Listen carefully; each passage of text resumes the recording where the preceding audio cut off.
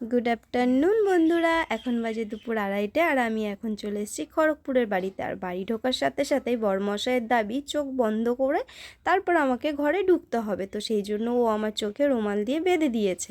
তারপরে যখন দরজাটা খুলে আমি ঘরে ঢুকেছি আর রুমালটা খুলেছি, আমি তো পুরো অবাক যে আমার জন্য এত সুন্দর একটা সারপ্রাইজও রেখেছে। কেননা 14ই ফেব্রুয়ারি সরস্বতী পূজার ভ্যালেন্টাইন্স ডে দুটোই একসাথে পড়েছিল। আর আমি আমার কাজের জন্য আর ও ওর কাজের জন্য আমরা দুজনে একসাথে দেখা করতে পারিনি ওই দিনই, যেহেতু দুজন দু জায়গায় থাকি। তো সেই জন্য 16 তারিখ আমি যখন ছুটি নিয়ে খড়গপুরের বাড়িতে আসি, তখন আমি এসে তো পুরো অবাক হয়ে গেলাম। কেননা ও আমার জন্য এরকম একটা সারপ্রাইজ রেখেছে, আমাকে কিছুই বলেনি। এ সম্পর্কে আমি পুরোই অজানা ছিলাম। আর সত্যি কথা বলতে, সারপ্রাইজ পেতে কোন মেয়ের না ভালো লাগে, সেটাও আবার তার প্রিয় মানুষের থেকে। আর এত সুন্দর করে ও সাজিয়েছিল, মানে আমি জাস্ট দাঁড়িয়ে কিছুক্ষণ ওটা দেখছিলাম।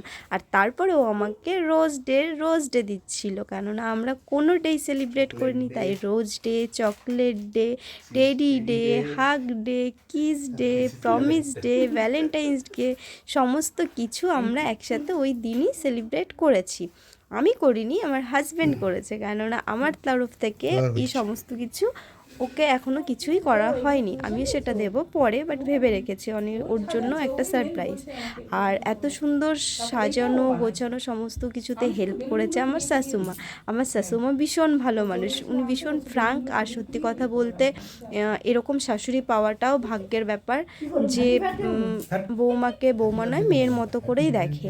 আর ওনার একটাই দাবি যেন আমি ওনার ছেলের সাথে খুব ভালো থাকি। আর ওই যে হচ্ছে আমার শাশুড়ি মা, যে ক্যামেরা করছিল পুরোটাই। তারপরে আমার বড়মশাই একটা কেকও এনেছিল, যেটা আমার খুব ফেভারিট কেক, নলেন গুড়ের। তারপরে দুজনে মিলে কেক কেটেছি, আর ওখানে পিসিমণি ঠাম্মি সবাই ছিল। তারপর আমরা কেক কাটিং করলাম। কেক কাটিং করে দুজনকে খাইয়ে দেওয়া, সবাইকে খাইয়ে দেওয়া। আর সত্যি কথা বলতে, আমরা কোনো প্রোগ্রামেই একসাথে থাকতে পারি না, কেননা ও যেহেতু ওখানে থাকে, ওখানে জব করে, আর আমি এখানে থাকি, বাপের বাড়ি থেকে যাওয়া আসা করি, সেই জন্য। কিন্তু যখনই আমরা ছুটিতে এক জায়গায় হই না কেন, আমরা কিছু না কিছু সেলিব্রেশন করি, ঘুরি, খুব মজা করি। অ্যাকচুয়ালি এটাও একটা খুব ভালো এক্সপিরিয়েন্স, দুজনের দু জায়গা থাকা থেকে এক জায়গা হওয়ার আনন্দটা। আর আমার শাশুড়ি মা সত্যি কথা বলতে ভীষণ ভালো মানুষ। তারপরে আমি মাকে কেকটা দিয়ে বললাম রেখে দাও। তারপরে আমি আর আমার বড়মশাই একটু দুজনের সাথে একটুখানি কেক খাওয়া, একটু হালকা দুজনের সাথে একটু টাইম স্পেন্ড করা, এগুলো করলাম। আর সত্যি কথা বলতে, আমার জন্য যে গিফটটা রেখেছিল, সেই গিফটটা ও অ্যাকচুয়ালি আমাকে খুব ভালো করে বোঝে, আমার কখন কি চাই না চাই সমস্ত কিছু। তো ও আমার জন্য যে গিফটটা রেখেছিল সেটা হলো হেডফোন। আর আমি তো গিফট খোলাতে ব্যস্ত, কী গিফট দেখতেই হবে, এটা প্রত্যেকটা মানুষের মধ্যেই থাকে। আর আমার হেডফোনটা যেহেতু খারাপ হয়ে গেছিলো, সেই জন্য ও আমাকে হেডফোনই গিফট করেছিল। যখন যেটা দরকার তখন সেটাই ও আমাকে দেয়।